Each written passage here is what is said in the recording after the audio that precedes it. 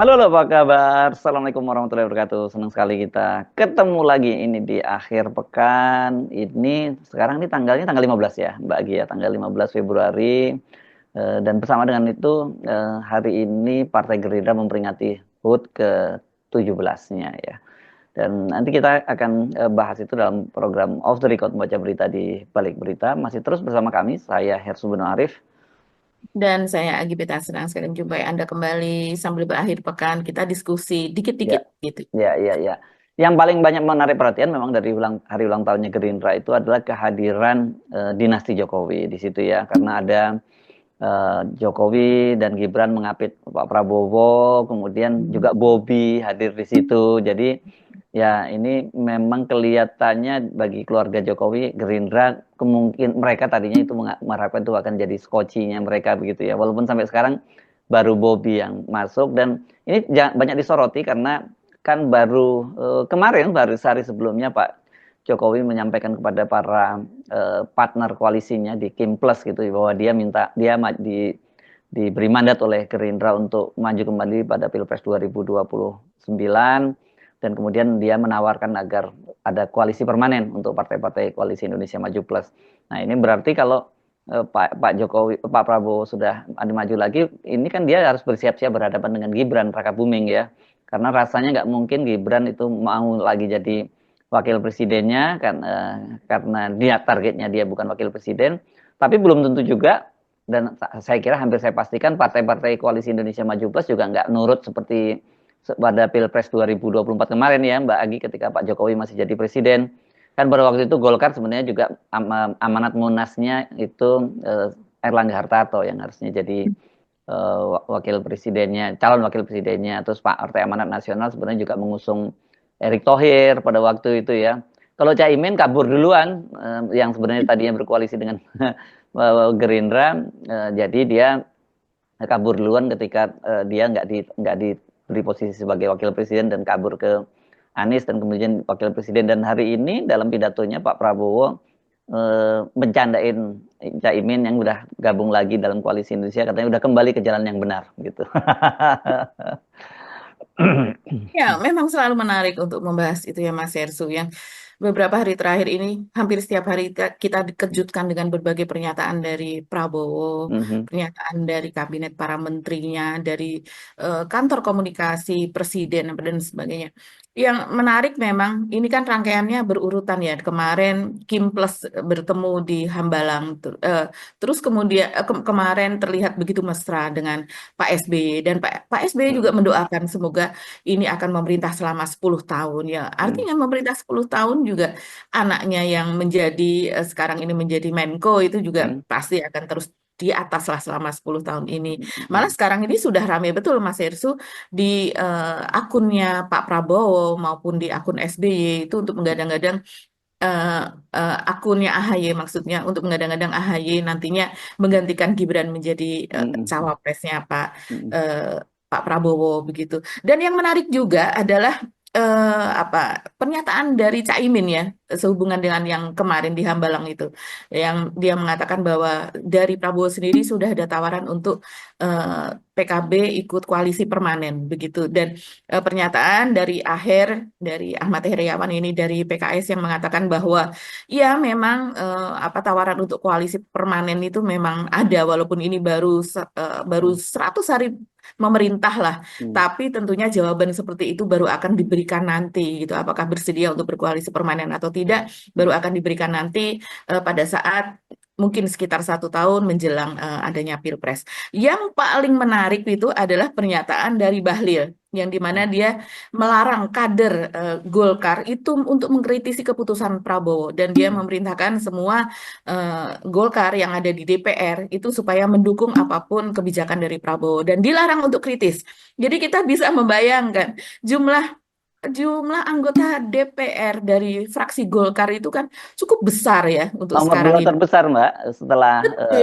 setelah PDIP 102 kalau tidak Setelah salah ya. PDIP. Ya, ya. Iya, jadi kalau seandainya sekian banyak Hmm, kader Golkar itu, setiap kali ada kebijakan dari Prabowo, mereka yes, yes, yes, hmm, yes, ya kita sudah tahu lah hmm. apa mereka tidak akan kritisnya. Yang seperti ini Saran pemirsa saya of the sih anu, People, Mbak, mereka pakai lakban setiap kali masuk ke rapat-rapat kerja kan semua ini kan semua anggota DPR ini kan fungsinya itu untuk pengawasan ya, pengawasan terhadap betul.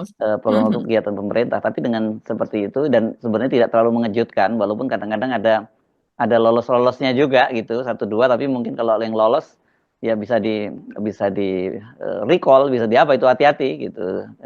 Karena kelihatannya Bahlil juga mungkin main keras daripada gue yang kena gitu kata Bahlil yang kemarin Iya, seperti karena kasus. Bahlil ini Hmm, posisinya hmm. lemah ya menurut saya Mas Ersu. Di Iya, dalam Golkarnya sendiri juga lemah.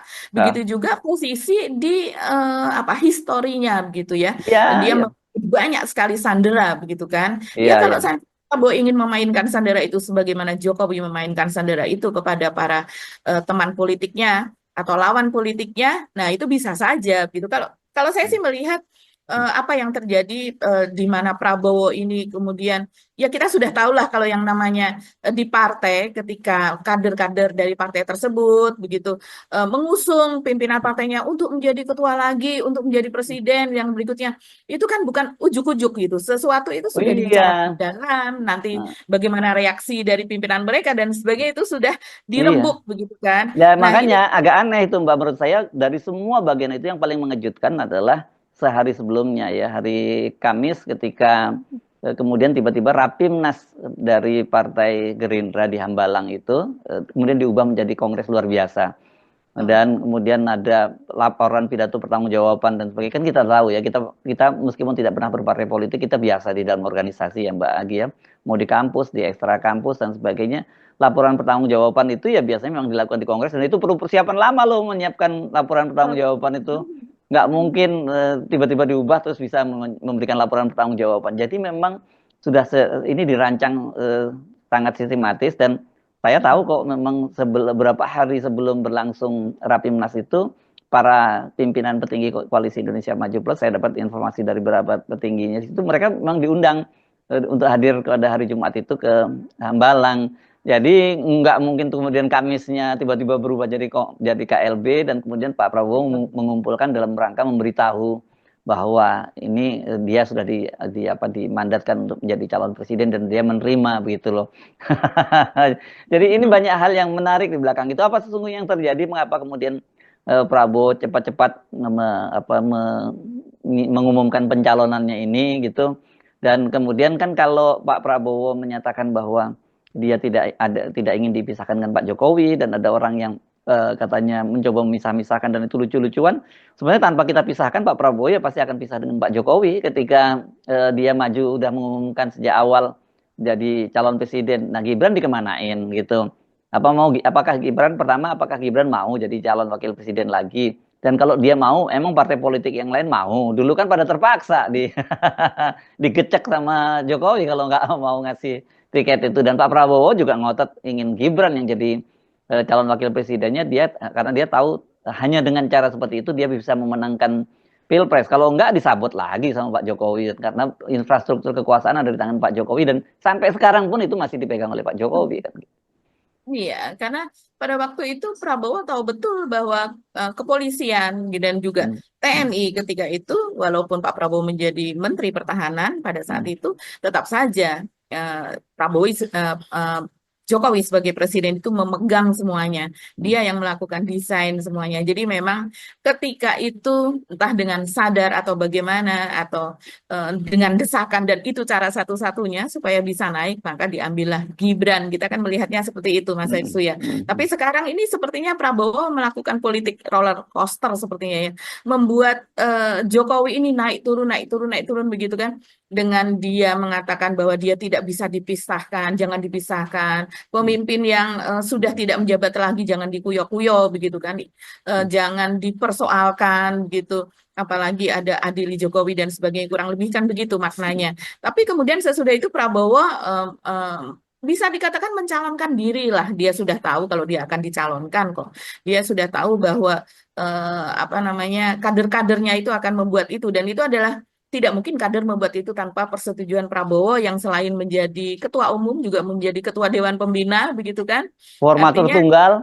Heeh. formatur tunggal, artinya dia menasehati dirinya sendiri, membina Heeh. dirinya sendiri, dan Hmm. melaksanakan apa yang dia katakan sendiri begitu. Hmm. Ya, jadi kalau kita melihat ini, memang ini cara untuk apa ya? Sampai sekarang kan Jokowi belum memiliki partai walaupun dia mau mengatakan mau membuat partai super terbuka, tapi kan Hmm. kenyataannya belum ada. Dan kalau Hmm. seandainya pun ada, siapa saja nih yang akan mendukung begitu. Sementara kita tahu sejauh ini pendukungnya kebanyakan yang ada di media sosial itu adalah buzzer. Buzzer yaitu adalah buzzer Buzzer. yang Dan juga berbayar. relawan ya Mbak ya, relawan yang sebenarnya Betul. secara kalau dalam terjun ke dunia politik betul belum tentu dia punya kapasitas untuk berhadapan dengan para politisi Iya, yang sudah lama bermain ini. Ini dunia politik ini dunia sangat yang khusus berbeda gitu. Pak Jokowinya mungkin masih betul. jagoan, duitnya dipastikan banyak, banyak bahkan dia Mhm. pasti bisa membentuk itu bisa. Tapi siapa tim yang akan gabung ke sana gitu? Itu yang siapa yang akan jadi pengurus-pengurusnya itu nggak sederhana ya. Enggak sederhana. Mereka harus memiliki jejak yang panjang begitu begitu. Mm-mm. Kita lihatlah semua yang ada di Golkar, even itu yang ada di Demokrat, itu yang ada di kecuali PSI begitu ya, banyak yang instan di sana. Kemudian yang ada di Gerindra begitu, itu mereka adalah para aktivis. Mereka Koalisi Golkar terjun. malahan kebanyakan kalau kita nyebut itu Iya, politisi Golkar Gerindra, menyebar Demokrat itu kemana-mana. Golkar tadinya.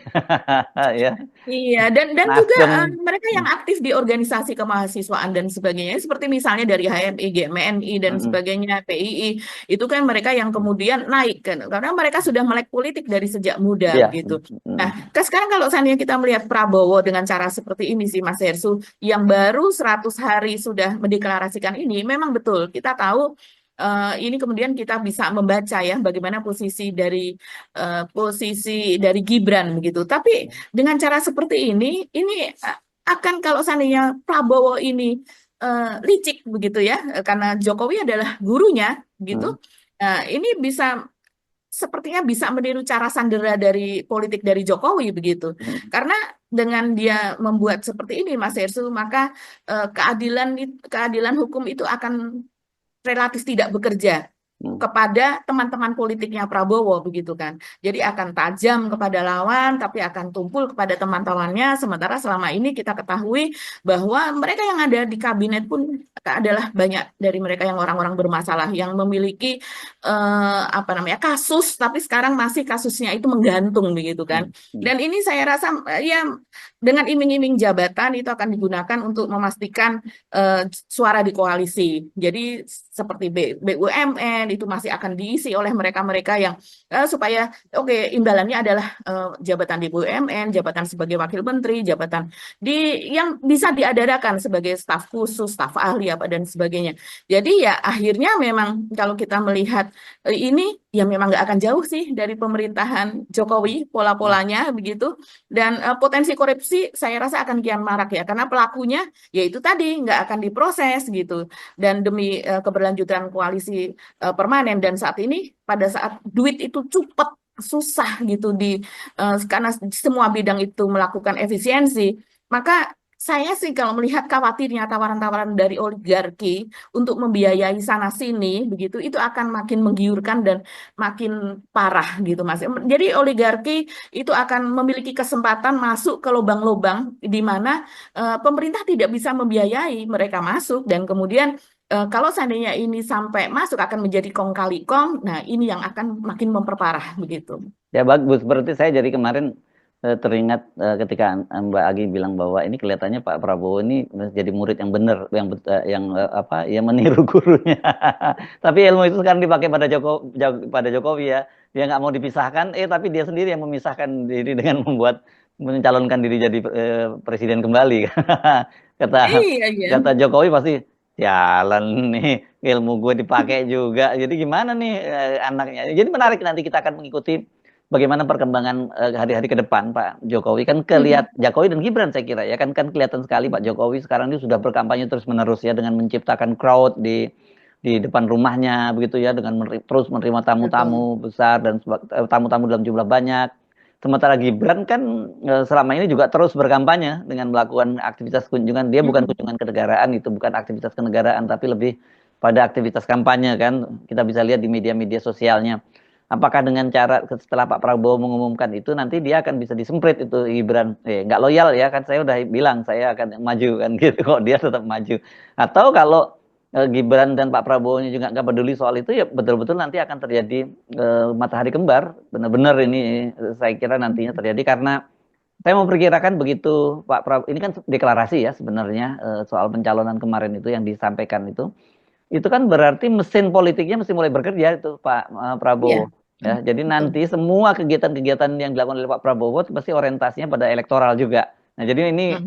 itu yang akan terjadi padahal sementara ini kan untuk mengurusi persoalan-persoalan kenegaraan yang benar-benar berat itu sendiri kelihatannya Pak Prabowo nggak punya waktu lagi untuk mikirkan kampanye. Tapi dengan mengumumkan itu dia pasti udah punya beban berat, bukan beban berat, dua beban, satu tetap mengelola negara dengan baik, kedua dia akan menggunakan itu untuk kampanye. Nah, sementara wapresnya juga akan terus berkampanye terus karena dia memang nggak punya kerjaan yang jelas kan gitu. Jadi lebih baik ya dia dipakai ke kampanye gitu.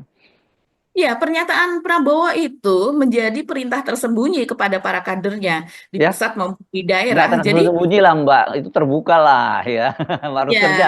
ya secara terbuka demikian. Tapi tidak ada instruksi bahwa mulai sekarang kalian kampanye ya, begitu ya. Iya. Tapi pasti semua anggaran yang ada di partai, semua effort yang akan ada di sana itu pasti eh, ujung-ujungnya adalah untuk mengusung di 2029. Jadi kita, kalau saya sih khawatirnya hal seperti ini akan membuat politik terus memanas, begitu Mas Hersu. Karena ya belum-belum kita udah masuk ke dalam situasi kampanye itu tadi gitu, kampanye tersembunyi seolah ya sama seperti Gibran. Gibran kan juga ini sebenarnya dia mengkonsolidasikan, dia ingin membuat namanya tetap di atas supaya elektabilitasnya itu tetap naik begitu. Sementara Prabowo dengan hal yang seperti ini, saya rasa ini yang dulunya dia tidak percaya survei, dia akan menjadi seperti Sudah eh, Mbak percaya menjadi Mbak, orang dia kemarin gurunya. dalam forum internasional dia mengutip bahwa kepuasan publik Iya. terhadap pemerintahan dia 81%, dia udah ngomong kok bukan menduga udah pasti dia akan gunakan instrumen itu sekarang. Iya. Nah, kita bisa duga kalau kalau Jokowi dulu menggunakan survei itu orang dekatnya membocorkan kepada media bisa dikatakan tiap hari gitu. Dia menanyakan bagaimana survei hari ini, bagaimana survei hari ini gitu. Jadi memang makanya yang namanya lembaga survei itu bisa menjadi kaya raya banyak sekali proyek begitu ya dari pemerintah ya karena memang kecanduan survei karena ingin mengetahui bagaimana suara dan kalau seandainya suara itu turun maka akan langsung melakukan berbagai effort begitu ya Nah, kalau itu sih berbagai masih bagus, strategi Mbak. lagi. Kalau yang seperti Mbak Agi sampaikan tadi masih bagus. Jadi artinya mereka menggunakan survei itu sebagai sebagai indikator gitu ya. Tapi yang berat itu kalau kemudian survei-survei itu digunakan menjadi justifikasi. Itu yang lebih berat lagi gitu. Bahkan kalau zaman era Pak Jokowi sampai manipulasi kan suara suara publik Mhm. kan gitu. Karena Ya, kemudian itu digunakan misalnya dalam survei untuk menjustifikasi adanya kecurangan-curangan karena oh enggak curang wong memang surveinya seperti itu kan bisa digunakan seperti itu yang berbahaya karena sebenarnya memang survei itu targetnya untuk itu untuk menjadikan tools untuk melihat bagaimana sih tingkat kepuasan publik dan sebagainya tapi betul-betul dibiarkan survei itu sebagai survei gitu loh ya bukan bukan survei sebagai seharusnya. justifikasi terhadap Mhm. kegiatan-kegiatan politik yang mereka rencanakan gitu Mbak. Ya, dan lebih parah lagi adalah penggunaan buzzer. Jadi, Hmm. bagaimana kalau seandainya surveinya itu agak melorot, atau kemudian dari pihak oposisi yang ketika menuju ke pilpres, dari yang tadinya surveinya rendah, elektabilitasnya kemudian naik pada sebagainya, itu buzzer makin ganas gitu. Jadi, proyek-proyek buzzer dan kemudian cara-cara pembelahan itulah yang kemudian, ya sekarang kita bisa rasakan, itu betul-betul Indonesia tuh kalau dibilang sila ketiga persatuan Indonesia itu kita terpuruk di situ begitu. Karena apa? Karena yang membuat itu menjadi buruk, menjadi rentan satu sama lain saling caci maki begitu.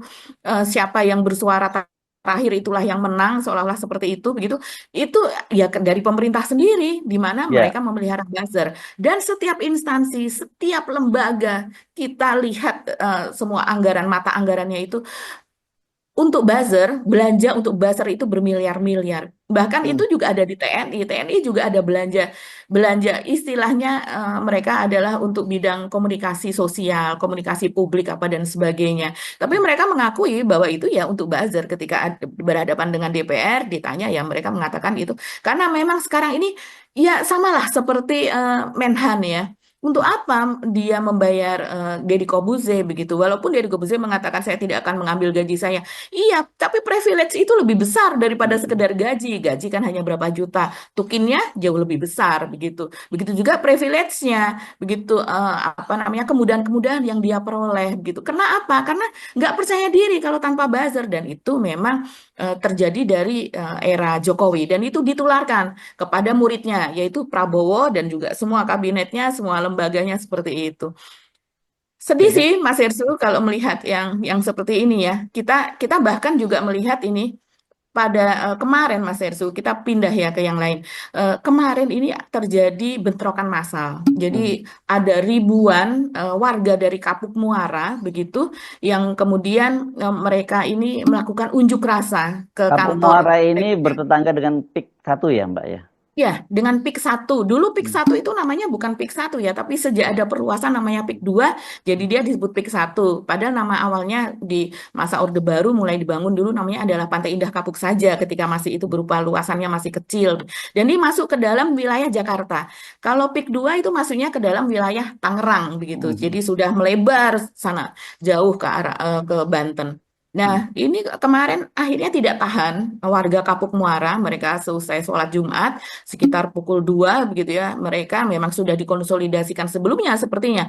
Mereka dengan menggunakan odong-odong yang memang ini apa namanya biasanya kalau di kampung-kampung di Jakarta odong-odong di wirawiri Mas Hersu. Mereka dengan menggunakan odong-odong, menggunakan bajai dengan apa kendaraan pribadi seperti motor apa dan sebagainya, ribuan orang itu masuk ke menyerbu ke PIK ke Pantai Indah Kapuk. Nah, terus kemudian mereka ini tadinya ingin menuju apa namanya kantor pemasaran yang itu ada lebih ke dalam lagi lokasinya. Tapi ternyata di tengah jalan itu dihadang begitu ya oleh Pamsus. Mereka berseragam merah dengan tulisan Pamsus begitu di kaosnya yaitu pengamanan khusus dari pihak PIK-nya dan kemudian ternyata di antara mereka itu juga banyak preman. Preman-preman ini yang ditengarai oleh warga setempat bahwa mereka menciri itu yang ini memang ya karena mereka bertetangga ya jadi mereka tahu mana yang pamsus mana yang memang hanya preman dan kalau preman ada di antara mereka ya artinya ini adalah tidak mungkin orang bekerja tanpa bayaran asumsinya mereka ini adalah preman bayaran akhirnya terjadi bentrok Mas Ersu ini tidak pecah bentrok dan ini rame sekali Ya. dan kalau saya melihat itu bagian dari pembelahan itu tadi kita Oke, bisa mungkin bayangkan kita bisa lihat dulu ya videonya, Mbak ya. lihat dulu videonya.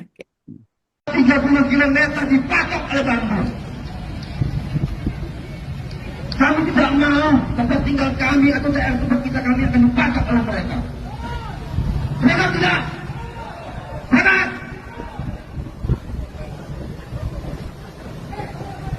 Bersatu padu rebut demokrasi, gegap gempita dalam satu suara demi tugas suci yang mulia.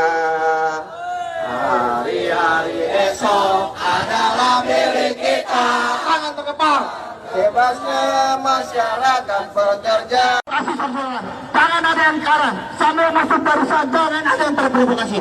Komando ada di atas mobil saudara. Oke, selanjutnya saya berikan kepada koordinasi sahabat Haji Subanadi.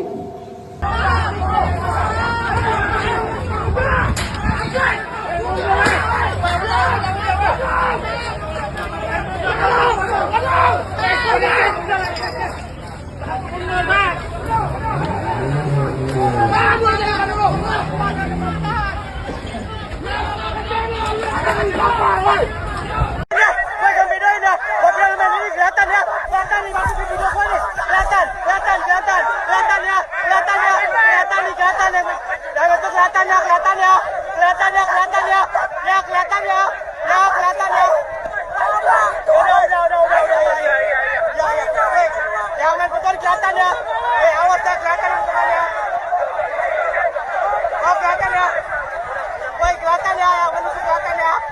Ya, ya kelihatan sih dari video itu juga kelihatan ada beberapa orang yang kelihatan preman, dia bukan pamsus ya gitu. Jadi dia tidak sungkan-sungkan nggak pakai pakaian pamsus gitu. Jadi dia pakai pakaian biasa saja yang hadir di situ.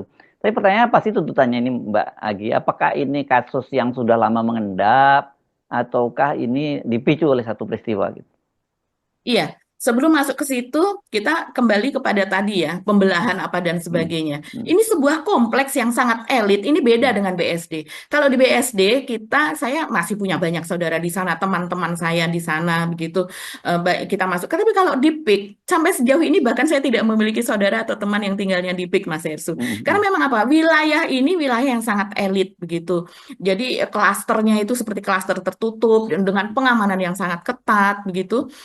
Dan kemudian ada tembok tinggi yang eh, membatasi antara komplek tersebut dengan warga Kapuk Muara dan sekitarnya begitu. Nah, ini sebenarnya ketika ini dibangun begitu sehingga jalan tembus dari warga untuk keluar itu terputus, mereka kan harus keluar itu melewati jalan lain. Jadi melewati jalan memutar gitu yang lebih panjang. hmm. Dan mereka ini khawatir karena sudah sejak lama bila terjadi hujan deras begitu dan ada kebanjiran di wilayah Kapuk Muara, ini mereka sulit untuk keluar. Padahal kalau seandainya jalan tebus itu dibuka begitu, maka mereka akan walaupun banjir, mereka akan tetap memiliki akses mudah untuk keluar begitu. Itu yang mereka tuntut. Dan sebetulnya itu memang sudah disahkan lewat surat keputusan gubernur. Jadi sudah ada Kepgubnya begitu. Itu dari sejak tahun 2015 itu sudah ada keputusannya bahwa harus dibuka akses tersebut, jalan tembus tersebut. 2015 berarti gubernurnya masih eh, Jokowi ya berarti ya? Iya, mungkin sudah beralih ke Ahok. Ahok ya ketika Hmm, itu. Iya, hmm, tapi ternyata itu tidak dieksekusi oleh mereka dan sampai sekarang ya dibiarkan. Ini kan kekuatannya kalau kita melihat menurut korlap dari warga setempat, tokoh-tokoh di sana, ini memang sangat kuat sekali, Mas Hersu. Bayangkan sebuah keputusan gubernur bisa tidak dieksekusi begitu. Mereka juga pernah mengadukan gitu kepada gubernur yang baru ketika itu kepada Anies dan Anies juga meminta supaya dipatuhi begitu hmm. keputusan gubernur tersebut, tapi ternyata entah apakah pernah dibuka atau tidak, kenyataannya sampai sekarang ini masih tertutup. Bayangkan selama 10 tahun sebuah keputusan gubernur itu tidak diindahkan sama sekali. Begitu kuatnya begitu.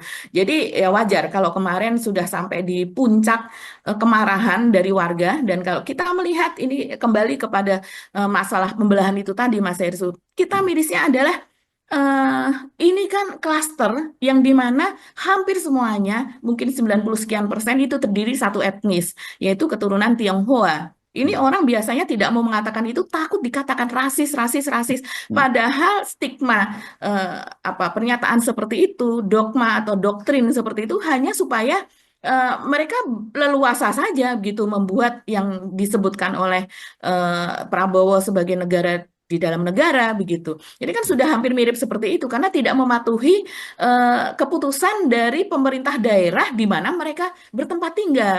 Nah, hmm, sekarang ini Mas Ersu situasinya memang sejak terbongkarnya pagar laut begitu ya, sejak kemudian ketika dulu mereka berjuang sendiri, tapi sekarang para aktivis itu mulai hmm, menengok ke arah mereka, membantu mereka.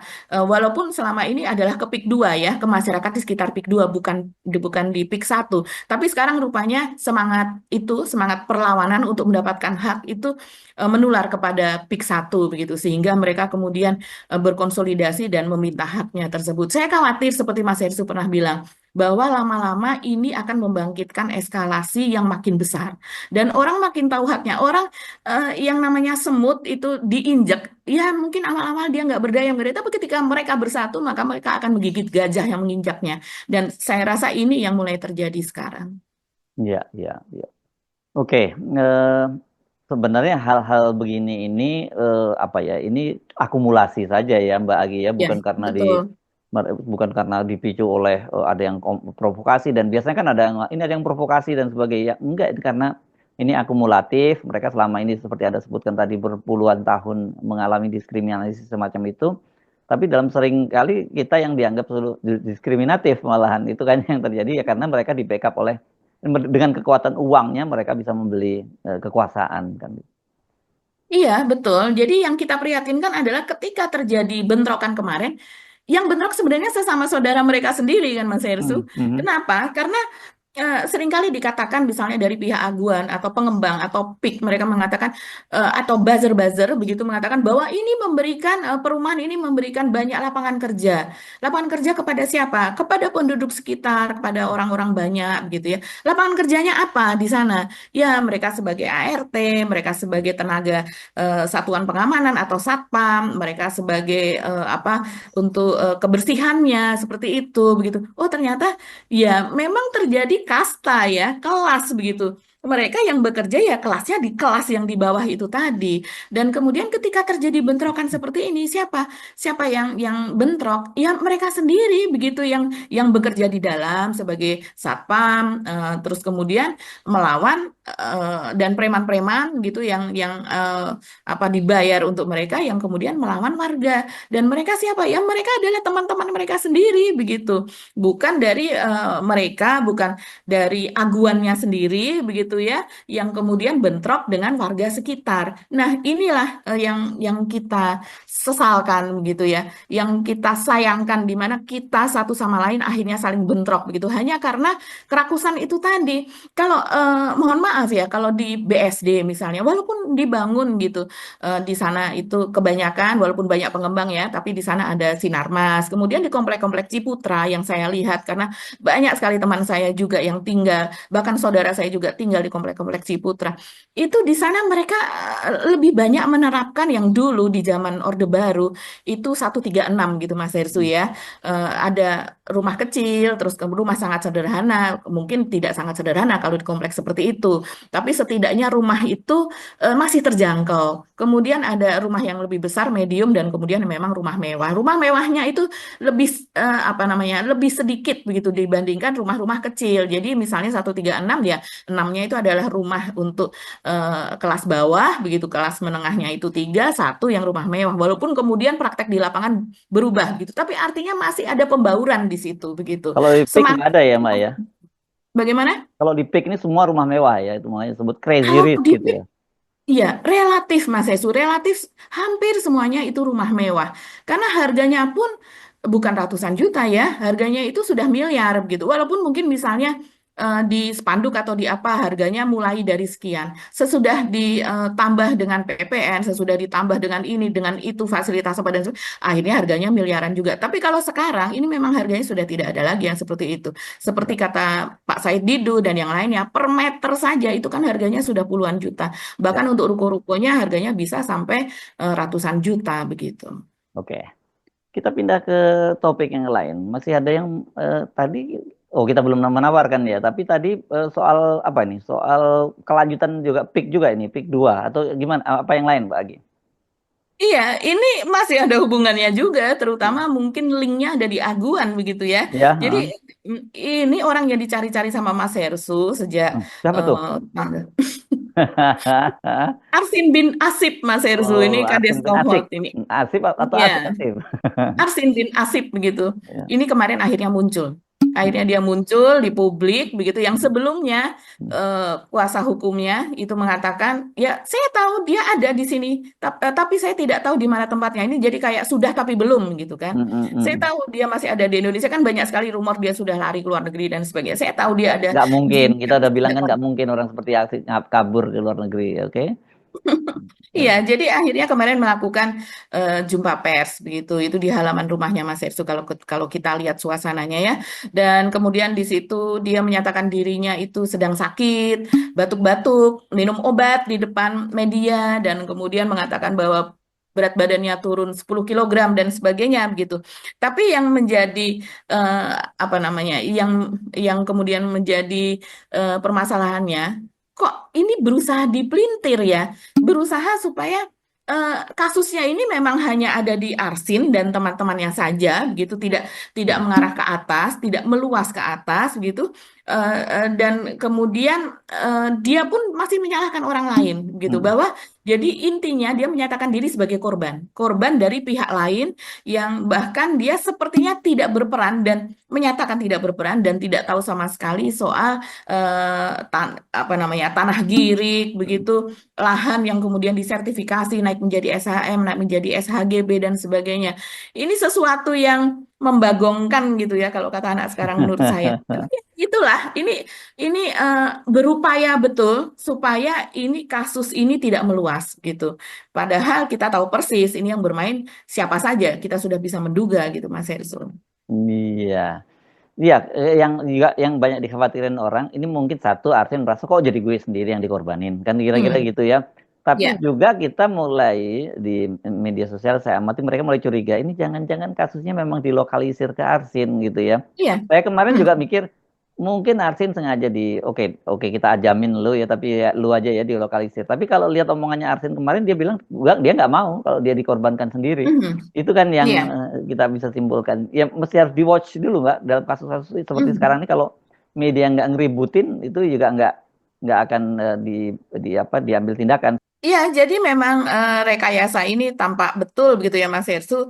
Pada jumpa pers tersebut juga kuasa hukum dari Arsin ini kan mengatakan bahwa Arsin ini capek begitu karena harus mondar-mandir ke Bareskrim. Jadi rupanya berarti pemeriksaan terhadap Arsin ini tidak hanya sekali. Semoga saja tidak ada rekayasa pada saat pemeriksaan tersebut begitu kan. Karena bukan berupa tuduhan, tapi kan ini harus diantisipasi mengingat lambatnya kepolisian, lambatnya KPK dan sebagainya dalam apa namanya menindaklanjuti kasus ini begitu. Padahal Ya, sudah sangat jelas ini entah jadi itu berupa sebenarnya kontak KPK. Pandora itu di Arsin kuncinya sebenarnya. Orang ini Betul. mestinya dimasuk ke LPSK ya untuk Ya, mendapat perlindungi. Tapi sekarang LPSK-nya juga nggak punya duit untuk membayar karyawannya, bagaimana mau melindungi karena dia bisa jadi whistleblower ini Arsin ini sebenarnya dari situ bisa ditrasir kok bagaimana siapa yang terlibat dan sebagainya. Kan kemarin pengacaranya menyebutkan dia inisial orang ya, nama orang, dua orang yang katanya sebenarnya berperan dan hmm. katanya itu coba dikorek aja ke Bareskrim. Katanya begitu kan dia pengacaranya menyebut seperti itu. Betul, inisialnya S, ya, kadang SP, disebutkan juga SP, yang SP. satunya C, begitu ya. Dan ini adalah pihak ketiga. Pihak ketiga ketika ditanya lebih jauh apakah mereka bagian dari BPR, ATR di wilayah tersebut, mereka tidak bersedia mengatakan. Tapi katanya sejak Arsin ini menjadi kepala desa atau mereka sebut juga sebagai lurah, tahun 2021, orang ini datang pada tahun 2022.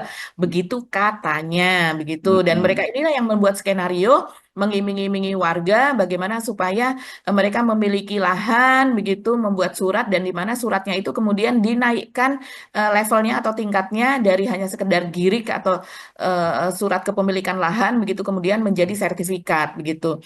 Nah, tapi padahal kalau kita melihat kepada saksi begitu ya, kesaksian dari warga ya tidak seperti itu ceritanya. Ini kan yang namanya pengacara juga mereka berusaha untuk mengamankan Ya, kliennya begitu kan Mas Herzl. ya. Dan kemudian yang menarik juga apa namanya, Arsin ini juga akhirnya sekarang orang jadi yang tadinya tidak berani speak up nih kan sekarang orang membocorkan saja, bahkan keluarganya pun bercerita tentang sosok Arsin begitu yang dulunya ternyata dia adalah buruh tambak, tukang gali, juga menjadi debt collector, terus kemudian dia juga yang senang hiburan malam begitu ya. Dan yang menarik juga ini sebetulnya kalau saya melihat cuplikan dari wawancara di apa di podcast Abraham Samad Speak Up begitu, AS Speak Up, itu menarik ya ketika wawancarai Gufroni Mas Hersu. Gufroni ini adalah seorang lawyer atau pimpinan kepala riset lah begitu di PP Muhammadiyah begitu ya, di tim hukum atau LBH PP Muhammadiyah. Dan kemudian Gufroni ini mengungkapkan, dan ini berdasarkan dia mencari data faktual di lapangan yang artinya dia juga ada wawancara begitu ya dengan warga sekitar. Dan dia mengatakan bahwa ada sekitar dugaan sekitar 560 miliar itu yang sudah diserahkan kepada Arsin dan teman-temannya begitu di awal untuk proyek tersebut. Nah, siapakah orang yang memiliki 560 miliarnya? Kita bisa tahu kira-kira siapa orang yang bisa jreng gitu ya memberikan hampir 1,5 triliun uang sebagai modal bagi Arsin ini untuk kemudian membeli tanah warga begitu dan kemudian dia eh, supaya tidak langsung pengembang seolah-olah yang mencaplok tapi membuat rantai lebih dulu yaitu di mana dibuatlah itu seolah-olah warga mengklaim bahwa mereka nenek moyangnya orang tuanya itu dulu memiliki lahan dan lahannya itu kena abrasi dan itu ada di laut sehingga mereka meminta surat kepemilikan atau girik dan kemudian dari girik tersebut ditingkatkan menjadi SHM, menjadi SHGB yang kemudian dijual kepada pengembang. Jadi pengembang ini nggak salah kalau dilihat dari situ kan gitu. Tapi dari mana modal 560 miliar tersebut? Nah, kita bisa menduga bahwa itu asalnya dari pengembang. Nah, Ya, jadi betul kata Mas Ersu, ini mata rantainya ini ada di apa namanya? Mata rantai utamanya ini ada di pihak Arsin. Nah, sekarang tinggal membuktikan kalau saya melihat sepertinya pernyataan dari Pak Gufroni ini benar. Karena apa? Karena ini sudah berjalan beberapa hari dan tidak ada somasi dari pihak Arsin atau dari pihak mana begitu dari pihak kepala desa yang lain karena ada 19 kepala desa yang kabarnya itu menerima ini dan mereka kemudian apa melakukan intimidasi terutama di Desa Kohot. Nah, intimidasi yang dilakukan oleh Arsin ini kabarnya adalah dia membeli tanah itu hanya seharga 50.000 per meter. Ini yang di daratan begitu ya. Ini bukan yang di pagar laut. Jadi operasinya ada yang di laut, ada yang di darat.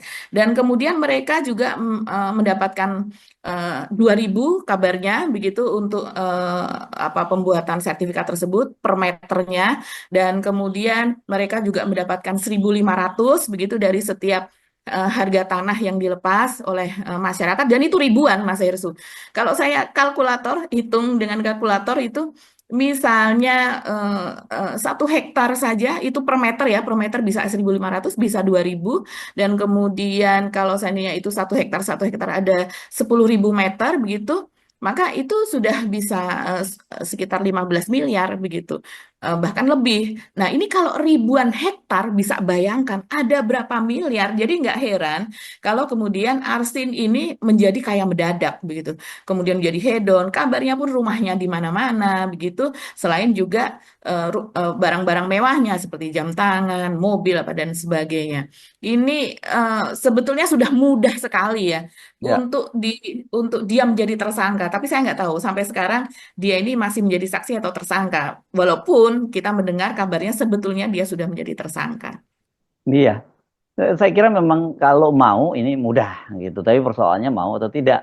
Karena kita Ya, betul. dari permainan-permainan semacam itu kan Nusron sendiri kan sudah menyatakan bahwa kalau pemalsuan itu nggak mungkin pejabat rendahan gitu kan ya. Jadi Hmm.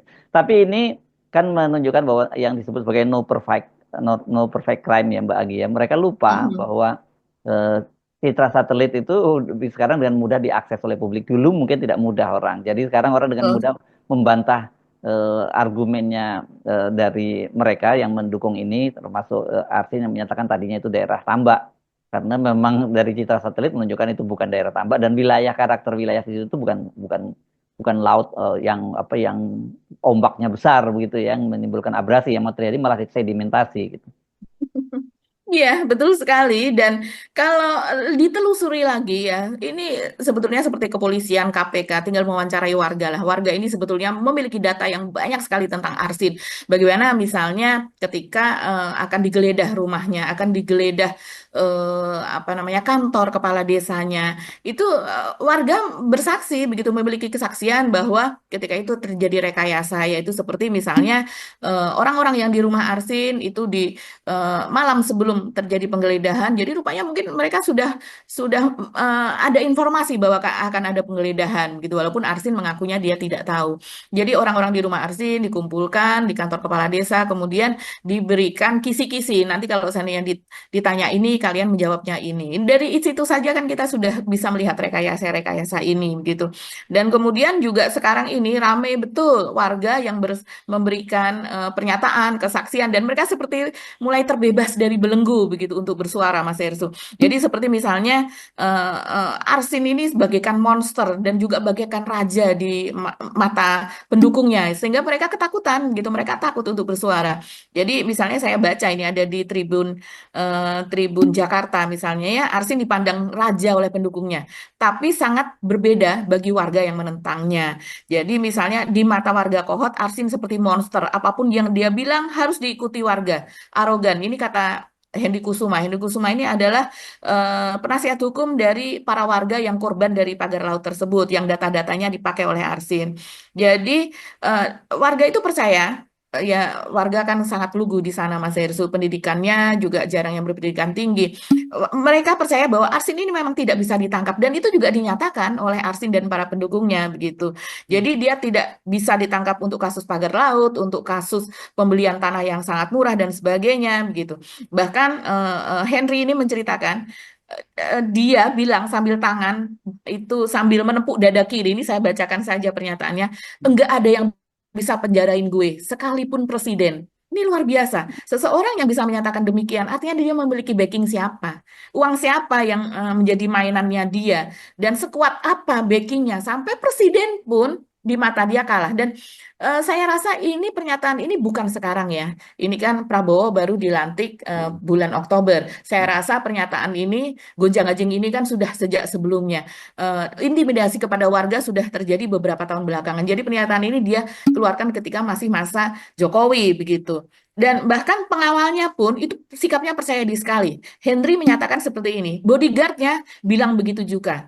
Iris kuping gue kalau Arsin bisa ketangkep. Jangan kuping deh, tapi leher aja. Kalau kuping gue belum mati katanya. Jadi ini kata pas pamdesnya ya, yang Mas Hersu seneng lihat itu, mereka lari-lari dan sebagainya itu, ternyata mereka sangat-sangat percaya diri seperti itu. Nah, sampai pendukungnya pas pamdesnya bahkan jumlahnya itu paling tidak ada 10. Dia membayar dari mana begitu? Tidak mungkin kalau tidak ada orang yang membiayai dia selama ini. Oke. Oke Mbak Agi, saya kira kita akhiri perjumpaan ini dengan sambil menunggu perkembangan lebih lanjut soal Arsin ini. Ini sangat menarik Ya. dan kita mesti ingatkan sekali lagi bahwa kasus-kasus semacam ini kalau nggak dikawal terus, terutama di kalangan netizen ini nggak akan terbongkar ya. Jadi kalau misalnya sekarang katakanlah Arsin menepuk dada bahwa dia tidak mungkin bisa ditangkap dan sekarang dia sudah diperiksa oleh polisi, tapi mungkin saja nanti kasusnya hanya dilokalisir kepada dia, tapi kalau diramikan oleh netizen ini biasanya Pak Prabowo akan turun tangan yang begini-begini kayak pagar laut itu juga gitu ya. Betul, ayo terus Ya. bersuara. Yes, oke. Sampai ketemu lagi. Kami mohon pamit. Wassalamualaikum warahmatullahi wabarakatuh. Waalaikumsalam warahmatullahi wabarakatuh. Salam akal sehat. Salam akal sehat.